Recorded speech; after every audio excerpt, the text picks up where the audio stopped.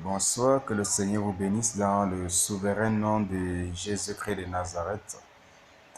Et oui, je bénis le Seigneur pour l'opportunité qu'il me donne de vous transmettre une fois de plus cette vidéo, pour l'opportunité qu'il me donne de vous parler une fois de plus ce soir, de vous transmettre une fois de plus un message qu'il a déposé dans mon cœur pour vous.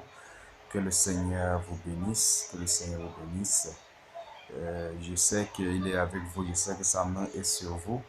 Et comme j'ai l'habitude de dire, ayez la crainte de l'Éternel, marchez dans ses voies, obéissez à ses ordonnances. Car il dit, fais de l'Éternel tes délices et il te donnera ce que ton cœur désire. Que le Seigneur vous bénisse. Au nom souverain de Jésus-Christ Nazareth. J'aimerais louer le grand roi, le Seigneur des Seigneurs, Jésus-Christ de Nazareth. Lui qui est l'alpha et l'oméga, le premier et le dernier. L'omnipotent, l'omniprésent, l'omniscient. Lui qui sait tout, qui voit tout, qui entend tout. Lui qui est partout au même moment, qui agit au même moment. Elohim, tu es mon Dieu. Elohim, tu es mon Dieu. Elohim, tu es mon Dieu. Elohim, tu es mon Dieu. Dieu souverain, tu es mon Dieu. Elohim, tu es mon Dieu. Oui, Saint-Esprit,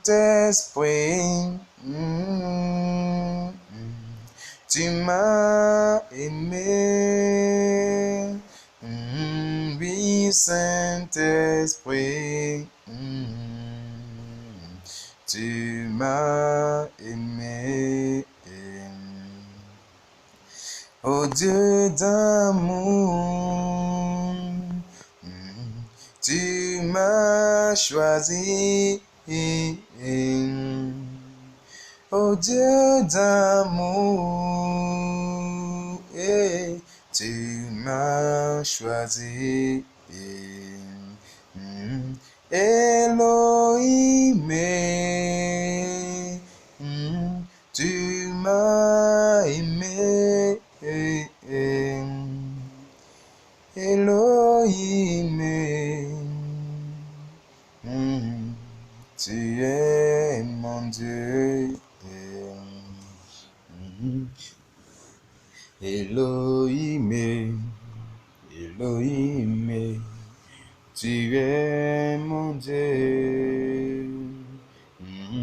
Elohim, tu es mon Dieu. Elohim, tu es mon Dieu. Elohim, tu es mon Dieu. Elohim, tu es mon Dieu. Elohim, tu es mon Dieu. Elohim, tu es mon Dieu. Elohim, tu es mon Dieu. Elohim, Tu es mon Dieu. Elohim. Tu es mon Dieu. Saint-Esprit, je te bénis dans le nom de Jésus-Christ de Nazareth. Elohim, je te bénis dans le nom de Jésus-Christ. Jéhovah Rapha, Jéhovah Jireh, je te bénis dans le nom de Jésus-Christ de Nazareth.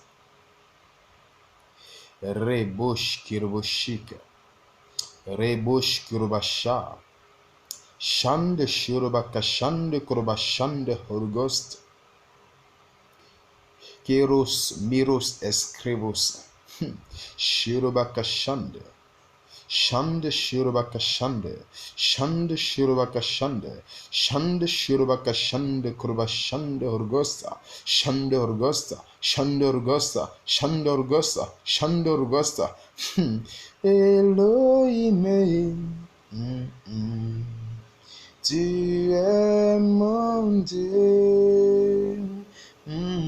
Elohim, tu es mon Dieu.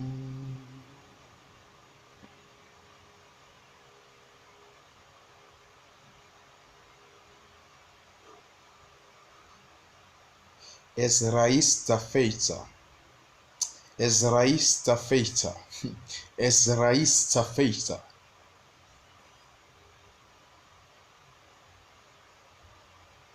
Ezraïs ta karusha.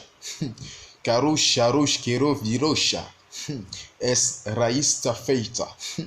Ezraïs ta sharusha. Karusha verosh mirosha. Thank you, Lord. Rebosh kiroboshika.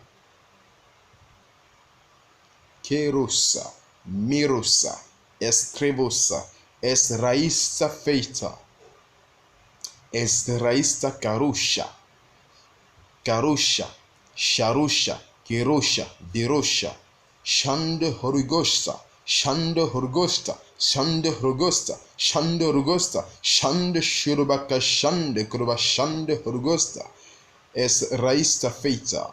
Thank you, Lord. Elohim, tu es mon Dieu. Elohim, tu es mon Dieu. Oui, enfants de Dieu, ce soir, je vais vous enseigner sur le thème dont j'intitule, Comprendre le mariage, deuxième partie. J'ai eu à vous enseigner sur la première partie concernant le mariage et le Saint-Esprit m'a également mis à cœur de vous transmettre également une deuxième enseignement sur le mariage, une deuxième enseignement sur le mariage dont le thème de mon message ce soir c'est Comprendre le mariage, deuxième partie. Donc la deuxième partie de la première dont j'ai faite. Que le Seigneur vous bénisse. Oui. Vous allez prendre vos Bibles.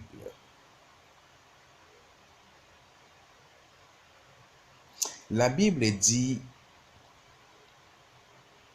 l'homme qui trouve femme a trouvé le bonheur. L'homme qui trouve femme, Saint-Esprit, merci. Thank you, Lord. L'homme qui trouve femme a trouvé le bonheur. Il dit, l'homme quittera son père et sa mère et s'attachera à sa femme.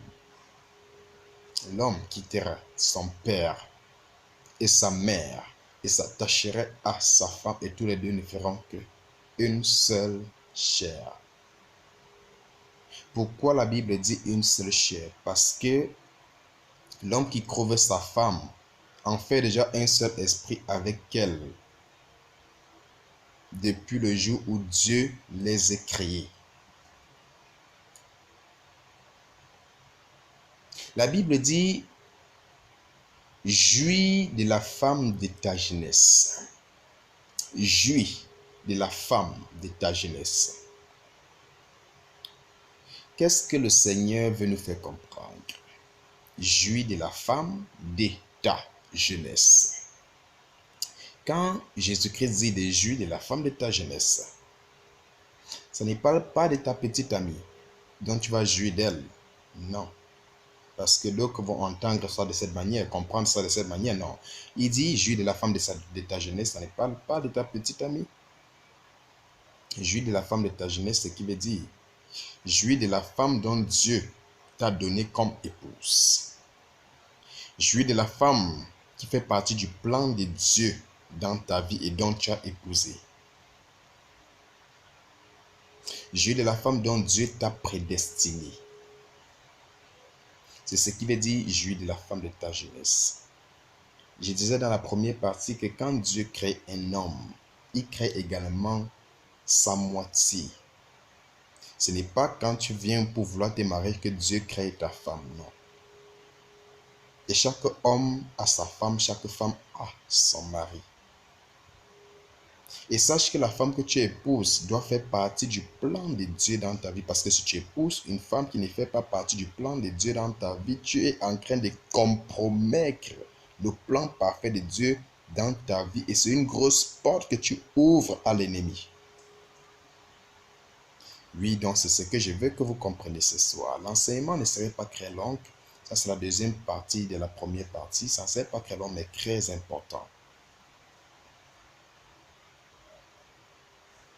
Vous devez comprendre ce que c'est que le mariage. Et c'est très important pour vous qui êtes mariés, pour vous qui n'êtes pas mariés.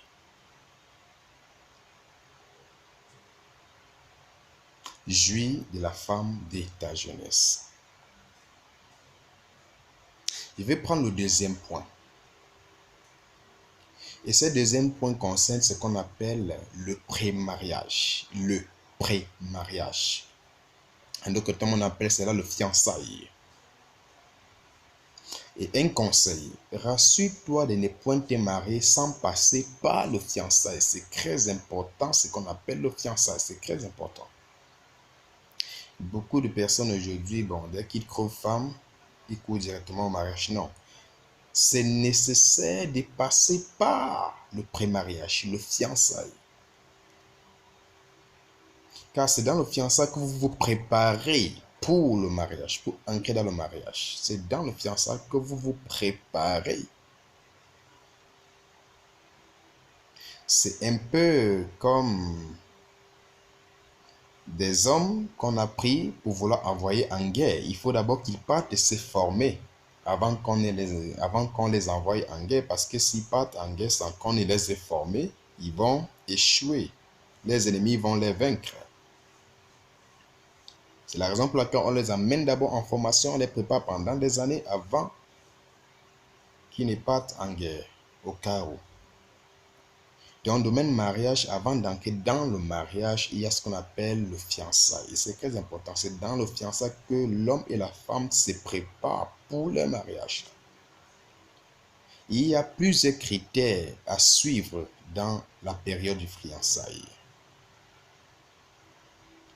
Premièrement, vous devez apprendre à vous connaître mutuellement. Apprendre à vous connaître mutuellement. Donc, il ne doit pas avoir de secrets entre vous. Même s'il y avait quelque chose dans ta vie qui est pour toi un passé, il serait temps pour toi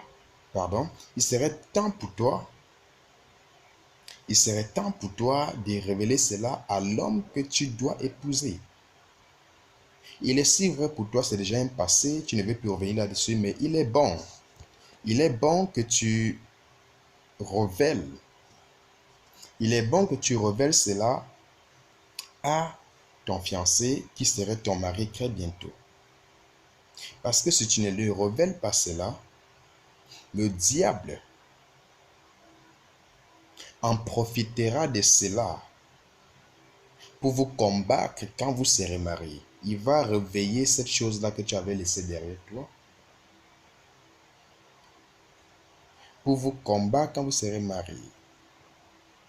Mais cela ne serait pas utile au cas où tu avais révélé cela à ton fiancé ou si toi, l'homme, tu avais révélé cela à ta fiancée. Parce que si tu avais commis quelque chose de mauvais dans ton passé, tu t'es marié aujourd'hui, tu ne partages pas cela avec ton fiancé avant que vous n'entriez dans le mariage. Le diable prendra cela.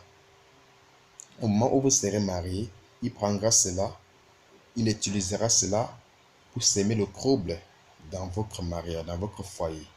Et comme vous, comme ne serez pas au courant, ça pourrait l'énerver, ça pourrait lui déranger. Il va dire, mais pourquoi tu ne m'avais pas dit, il y aurait les problèmes. Et ça, c'est le plan du diable, ne permettez pas ça. Donc, avant toute chose, révélez vos secrets à l'un et à l'autre. Ne cachez rien. Même si c'était passé, révélez-les. Et ensemble, vous mettez ça derrière vous. Comme ça, même si le diable veut prendre ça pour un moyen de vous combattre, que cela soit anathème parce que toi, le mari, ta femme t'avait déjà révélé cela. Toi, la femme, ton mari t'avait déjà révélé cela. Donc, ça n'a plus d'utilité.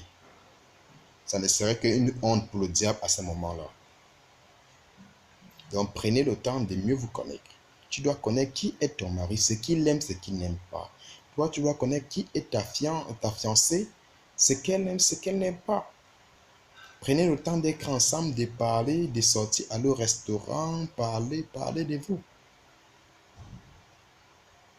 Deuxièmement, vous devez vous rassurer que les deux familles se connaissent. Rien ne doit se faire dans le secret. Surtout quand ça concerne le fiançailles et le mariage. Surtout quand ça concerne ce qu'on appelle le mariage. Rien ne doit se faire dans le secret. Les deux familles doivent se connaître. Les deux familles doivent se connaître. Toi, l'homme, ta fiancée doit connaître ta famille, tes parents, tes frères, tes soeurs. Que tes frères, tes soeurs l'aiment ou pas, ce n'est pas important. Le problème, c'est qu'on connaisse que c'est ta fiancée. Le reste là, ça ne t'engage pas. Si Dieu a choisi cette femme pour toi, c'est que c'est ta femme et tu vas l'épouser, un point, c'est tout. Il est nécessaire que les deux familles se connaissent. Ça ne doit pas être dans le secret, non. Quelque chose qui va jusqu'au mariage n'a pas besoin de secret. Les deux familles doivent se connaître. Ça, c'est le deuxième point. Troisième point, il ne doit point avoir de sexe entre vous avant le mariage. S'il vous plaît, vous devez vous préserver de cela.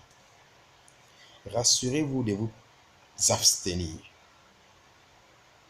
Ne déshonorez pas le grand roi. Ne l'insultez pas, ça serait une insulte pour vous. Que le Seigneur est venu à vous rapprocher l'un à l'autre en tant que les deux personnes qui font partie de son plan. Et que vous venez à vous connaître sexuellement sans être marié, ça serait une abomination devant le Seigneur. Donc préservez-vous, ce qui veut dire et que vous vous préservez jusqu'au mariage. Donc c'est quand vous serez marié, vous aurez tout le temps de jouir de votre vie sexuelle, il n'y a pas de problème, mais avant ça, vous vous préservez. Vous pouvez vous faire des câlins, il n'y a pas de problème. Des bisous au front, des bisous à la joue, il n'y a pas de problème, oui, mais n'allez pas plus loin que ça. Que le Seigneur vous bénisse. Ceci, c'est le troisième point. Si on veut ancrer au niveau du quatrième point,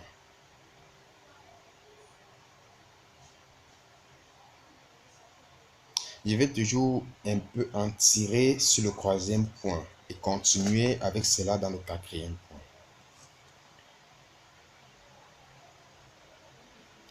Dites-vous que si pendant la période du fiançailles, toi l'homme, tu constates que ta femme a des faiblesses et que tu aimes cette femme, peu importe ses faiblesses, ton rôle serait de prier pour elle. Ensemble, vous devez prier pour ses faiblesses et la briser par les prières. Si Dieu t'a donné une femme et que cette femme a des faiblesses, peu importe ses faiblesses, Dieu sait pourquoi il t'a donné cette femme. Il ne t'a pas donné cette femme pour ton mal. Non, non, non, non, non. Dieu n'a jamais voulu le mal pour ses enfants. Dieu n'a jamais voulu mettre ses enfants mal à l'aise ou les détruire. Car il dit dans sa parole, vous, hommes méchants que vous êtes, vous savez donner les bonnes choses à vos enfants. Combien plus forte raison le Père Céleste vous donnera le Saint-Esprit si vous le lui demandez. Alors Dieu sait ce qui est bon pour toi. Tu ne peux pas lui demander du poisson, il te donne du scorpion, non. Alors s'il te donne une femme et que cette femme-ci a des faiblesses, c'est parce qu'il sait qu'à travers toi, il va changer cette dernière. C'est parce qu'il sait qu'à travers toi, il va changer la vie de cette dernière. Alors si tu constates qu'elle a des faiblesses, ensemble, vous priez pour ça, vous jeûnez et vous brisez ça. Le Seigneur agira, ça passera. Et c'est pareil du côté de la femme. Si tu constates que ton mari a des faiblesses, peu importe, pour ne pas entrer dans le détail, peu importe. C'est parce que lui, Dieu, sait que c'est à travers toi que cet homme-là changera. Même s'il était menteur, même s'il mangeait gros, même s'il faisait ceci, cela, et que Dieu te l'ait donné comme mari, c'est parce qu'il sait qu'à travers toi, il va changer cet homme. Dieu n'est pas fou, Dieu sait ce qu'il fait. Il est très organisé. Notre Dieu est très organisé. Alors, ensemble, vous allez prier pour ces faiblesses, les briser et mettre ça derrière vous. Et regardez à l'avant. C'est ce que Dieu le fait. C'est ce que Dieu veut. Ne pensez pas toujours que Dieu va te donner un homme parfait, parfait, parfait, non. Ne pensez pas toujours que Dieu va vous donner un homme qui est déjà arrangé comme vous voulez, non. Dieu peut te donner un homme qui est déjà arrangé comme tu veux, gloire à Dieu, mais Dieu peut aussi te donner un homme qui est un peu briqueteur. Donc, c'est en étant ensemble que Dieu va lui restaurer à travers toi. Et c'est une grâce. Cinquièmement, vous devez comprendre quelque chose de très important. De très important. Si toi, l'homme, tu épouses une femme qui a plus de moyens, quand je parle de moyens, que ce soit financier, matériel.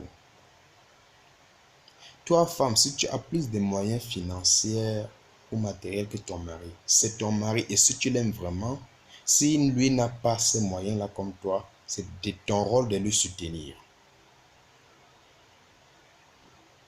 Que le plus fort soutient le plus faible.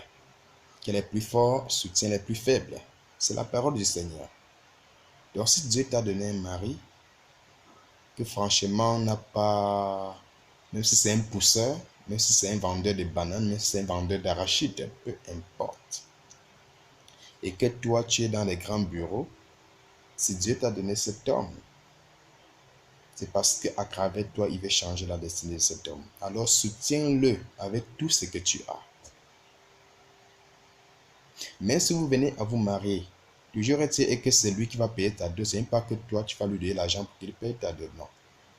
Il va se débrouiller et payer ta dot avec le mieux qu'il aura pu se débrouiller pour en avoir. Toi, tu peux venir à compléter, toi femme, tu peux venir à compléter ses efforts pour ta dot, mais pas que c'est pas à toi de prendre l'argent de ta dot. C'est comme si c'est toi qui payes la dot de l'homme. Ce n'est pas comme ça. Non. Lui, l'homme, s'il n'a pas, et que c'est le moment de payer la dot, il se débrouille, il gagne ce qu'il peut gagner. Toi, femme, si tu en as les moyens, tu peux maintenant compléter cela, il paye ta dot. Ça, c'est l'amour. Ça, c'est l'amour, c'est parce que tu l'aimes que tu fais cela.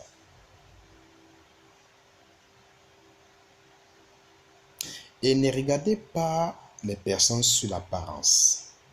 Regardez du cœur.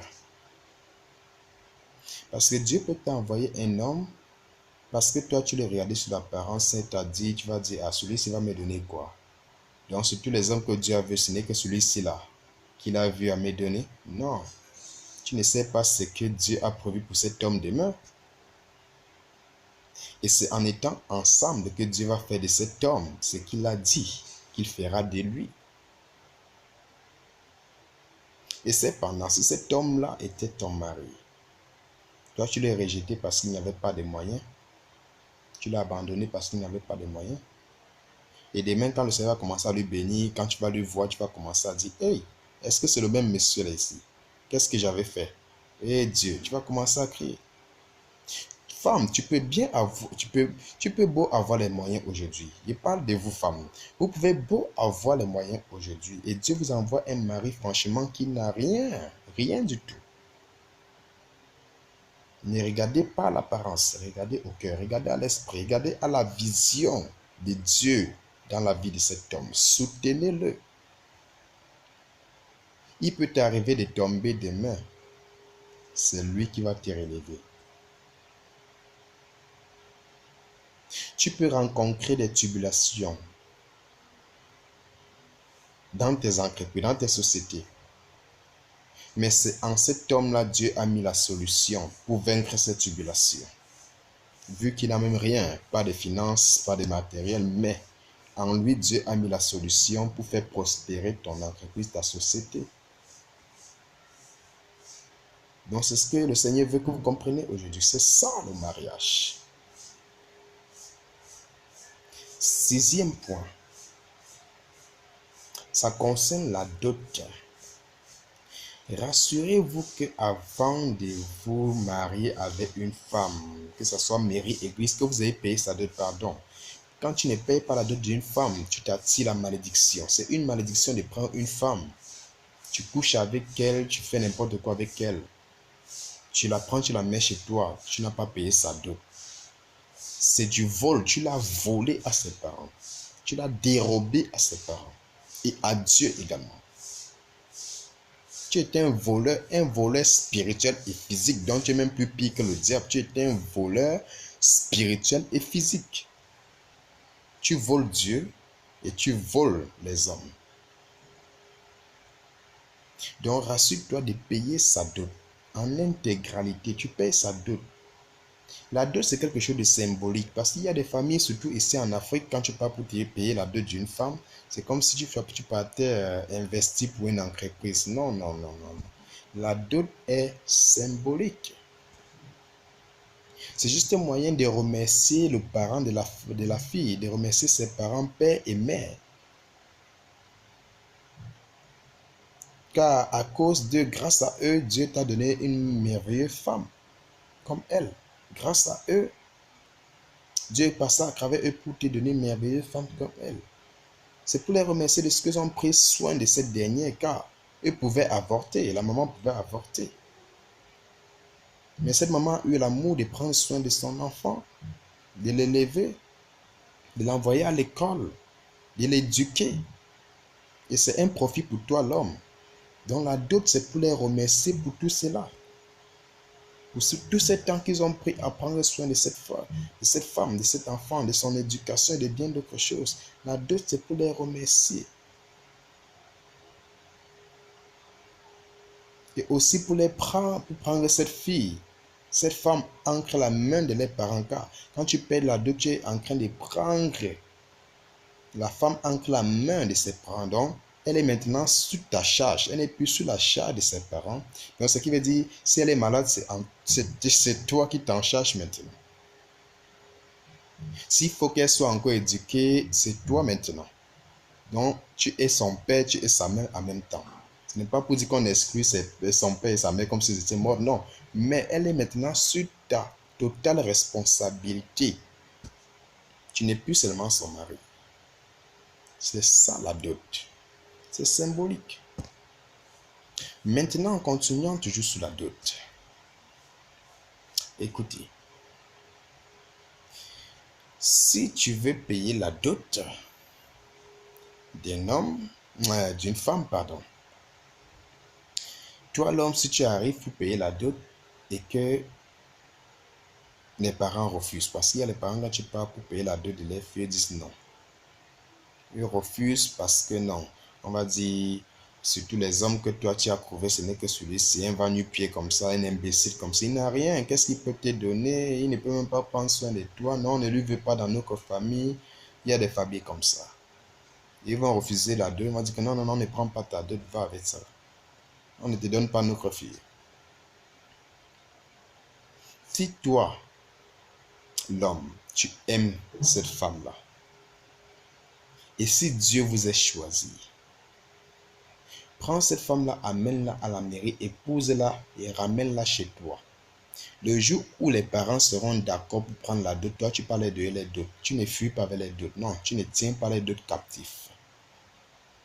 Mais puisque pour l'instant ils ne veulent pas prendre de ta dot, non, qui ne t'empêche pas également d'épouser ta femme. Prends-la, amène-la à la mairie, épouse-la, ramène-la chez toi, c'est ta femme. Dieu vous aide à choisir. Le jour où les parents vont accepter la dot, dans les dots, tu n'as pas de problème avec eux. Donc, c'est ce que le Saint-Esprit veut également vous faire comprendre aujourd'hui. Que Jésus-Christ de Nazareth vous bénisse. Que Elohim vous bénisse. Que Adonai vous bénisse. Et encore, je vais vous rappeler, entre mari et femme, il ne doit pas avoir de secret. Toi et ta femme, vous ne faites qu'un seul esprit et une seule chair.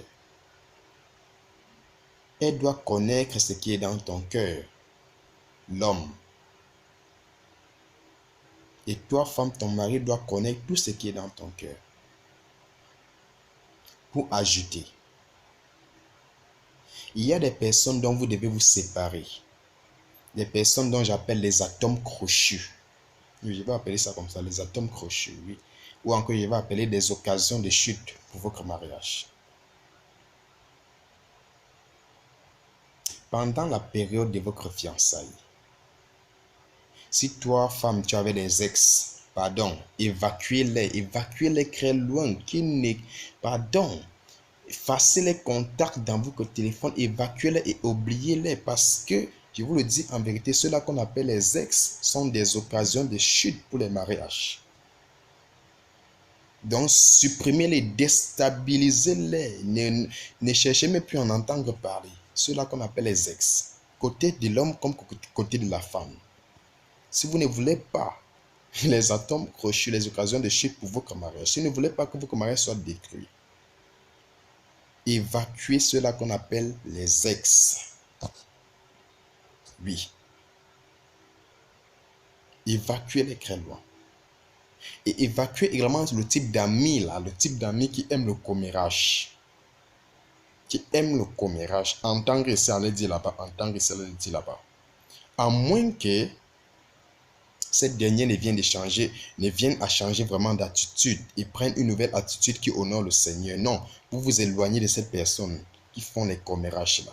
Parce que ça serait une occasion de chute pour votre mariage.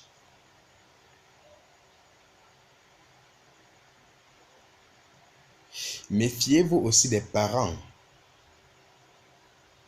insensés. Je vais appeler ça comme ça. Les parents insensés. Quand je parle des parents insensés, c'est-à-dire il y a des parents ici dehors. Quand les fils se marient,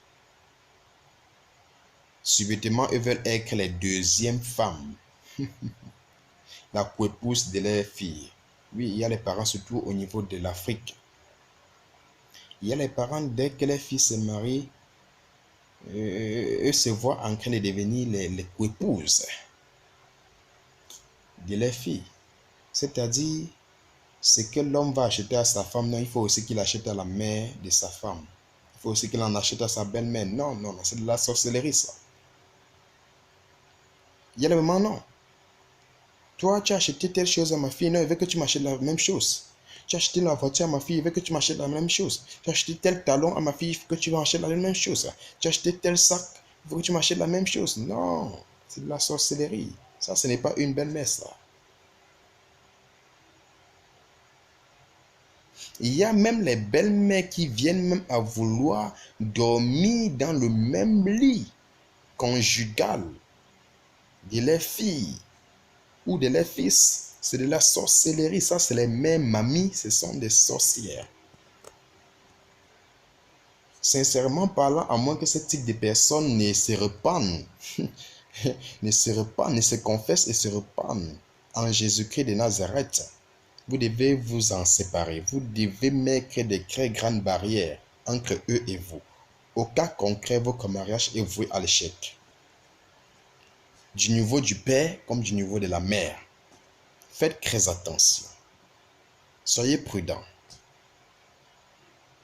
Ça, c'est les secrets pour un mariage réussi. Si vous voulez que votre mariage réussisse, voici les astuces donc à appliquer. Que le Seigneur vous bénisse. Dans le puissant nom de Jésus-Christ. Amen. Vous êtes heureux. Thank you, Lord.